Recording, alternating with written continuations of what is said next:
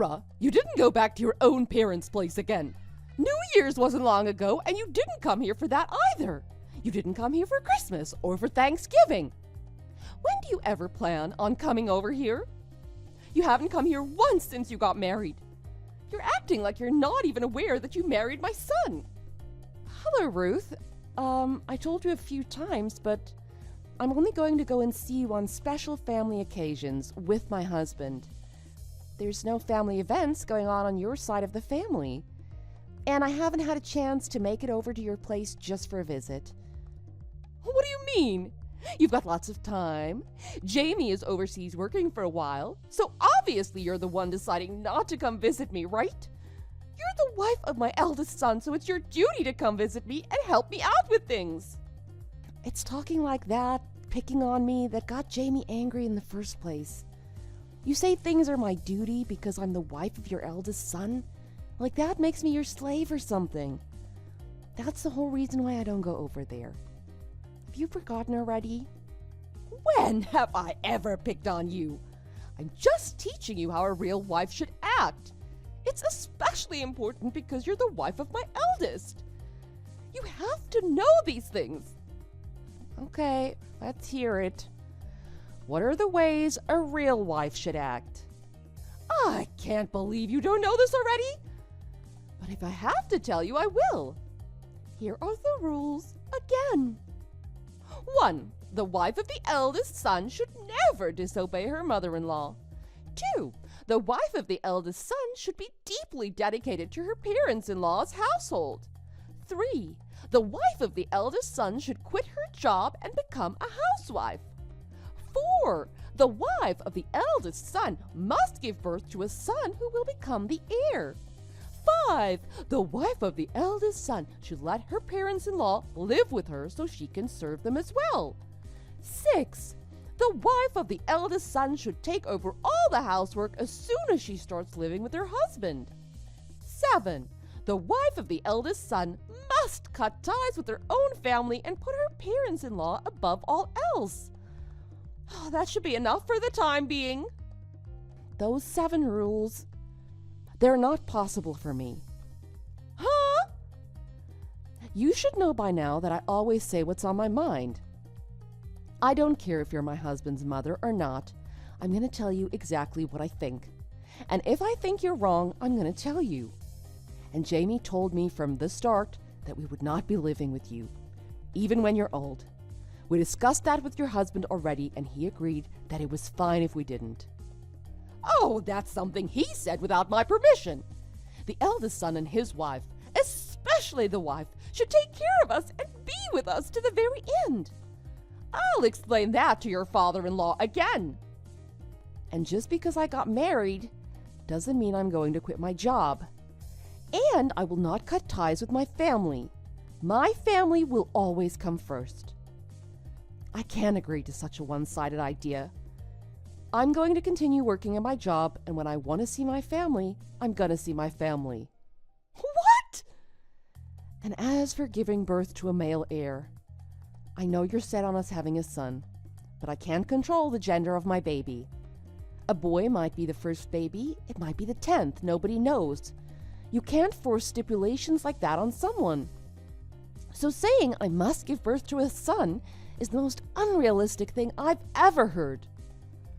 Laura, what's gotten into you? If you think you can argue with me just for argument's sake, you're very wrong.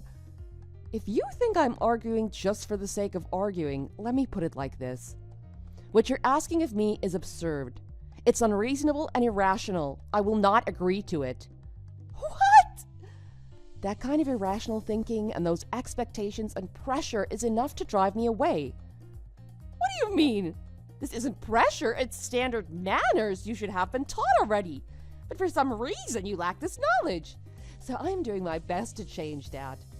You seem to not be seeing or just ignoring my kindness. The problem is you. Kindness. Yes, you're not living up to my expectations. The problem is you. Oh, your expectations, huh? Yes, that's right. I'm doing my best to teach you how you should act. But it's just not getting through to you. It's making me both sad and angry at the same time. Think about it from my perspective, okay? A woman is supposed to take care of the household. So hurry up and quit your job and start handling the duties around the house. I'm trying to teach you how to be a good wife. Not all families run the way you think. Jamie and I run our household based on what we value and what we think is important. You still don't get it, do you? For you to think that you can make me conform to your views of what your ideal daughter-in-law should be is not just butting in, but it's crossing the line. You trying to change my values and beliefs is more than just trying to teach me how to act. Listen here, you chose to marry into our family, so it's only natural that you should follow our values, especially those of your elders. That means me. Really? Then let me tell you how things work in the real world. What? Are you going to defy me again? First, about my job. I started my own business before I met Jamie, and I'm the boss of it. Huh? The boss? So, telling me that I have to quit my job equals telling me to close down the whole business. What do you think's going to happen if I do that?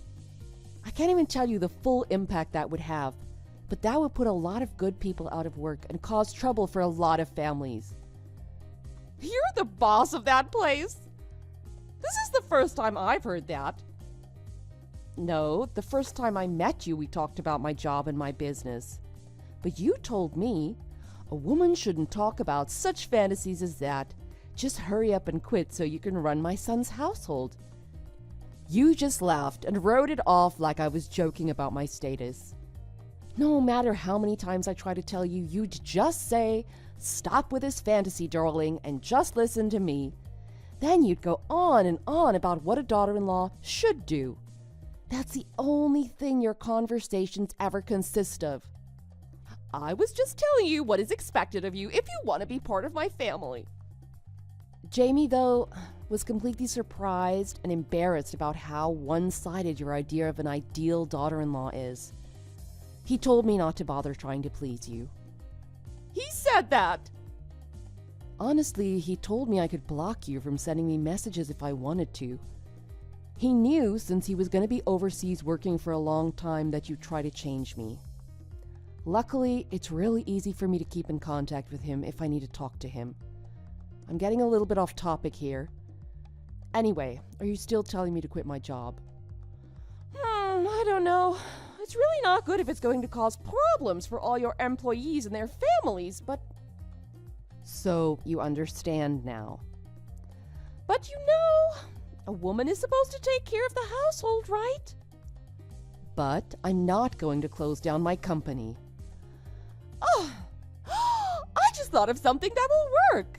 A way the company can stay open and you can be a housewife. Let's hear it. Give the company to Jamie. He can be the boss instead. Huh? What are you talking about? Jamie and I work in completely different fields. It's fine. Jamie is a smart person, so he'll easily be able to do anything you can do. Yeah, that'll be fine. I'll give you 2 months to get it done. So within 2 months, have the business switched over to Jamie's name and he'll run it. And you resign. Then you guys can come live with us, okay? That's easy for you to say. It's fine. It'll be okay. I've said it so many times. Jamie is a smart kid. If you can do it, he'll pick it up right away. Do you know what you're saying to me right now? Of course I do. Well, that's all decided, so contact Jamie right away and we'll have him return home. Jamie? He's here with me right now. He said he's going to message you right now. He wants to talk to you. I suggest you listen to what he has to say. Mom? Jamie, when did you get back to America? Yesterday. I'm surprised. You should really tell me ahead of time about things like this. I had some things I had to take care of suddenly. There's some things I have to do here at head office, so that's why I came back.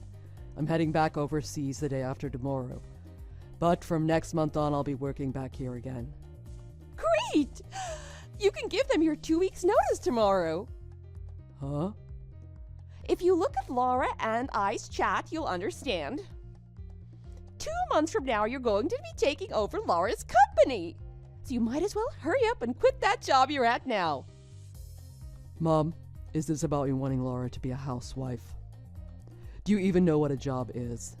Huh? The international company I'm working for now?